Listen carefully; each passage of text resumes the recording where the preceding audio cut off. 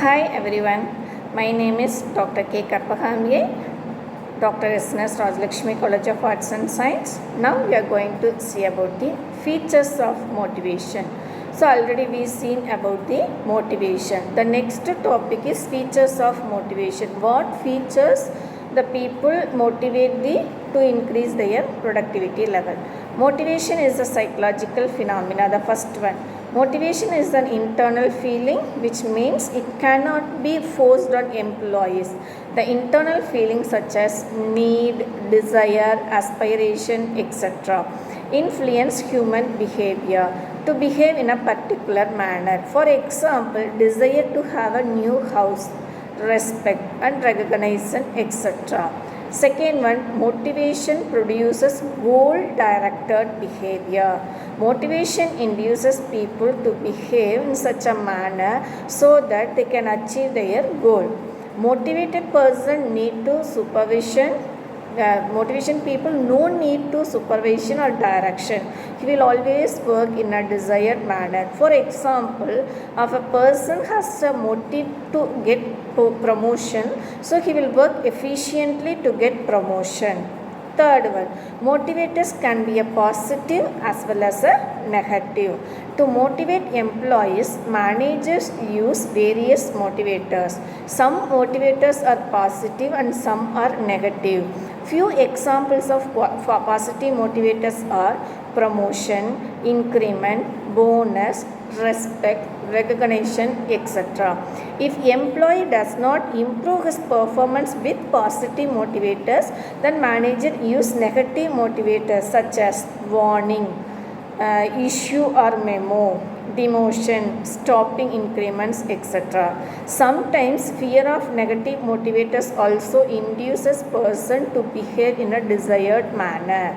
Fourth one, motivation is a complex process.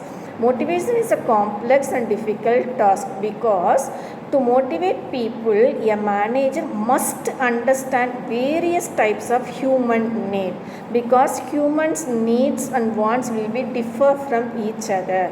Human needs are mental feelings which can be measured accurately. If manager measures them accurately, then also every person uses different approaches to satisfy his needs. Some get satisfied with monetary incentive and some with non-monetary. Some with positive and some with negative motivator. So it is not possible to make generalization in motivation.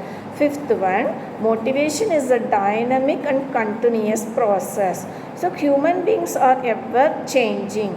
Human needs are unlimited and go on changing continuously.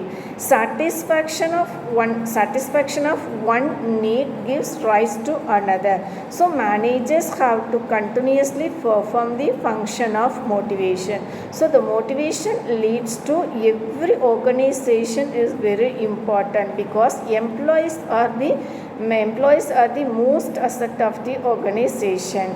Here some advantages of motivation. So advantages to management or organization is increase in the efficiency and productivity of employees, better cooperation from employees and cordial labor management relations, reduction in the rate of labor absenteeism and turnover because of satisfied employees will not move from one organization to another organization. Next, reduction in the wastages and industrial accident because every organization need a skilled employees because they only reduce the wastages and the industrial accidents. The next one is an improvement in the morale of the employees. So morale is nothing but a willingness to work. When it will come, so everyone is satisfied with the environment provided by the organization. Next, quick achievement of business or corporate objectives and favorable corporate image. Advantages to employees or workers. Employees get various monetary and non-monetary facilities or benefits which provide better life and welfare to them.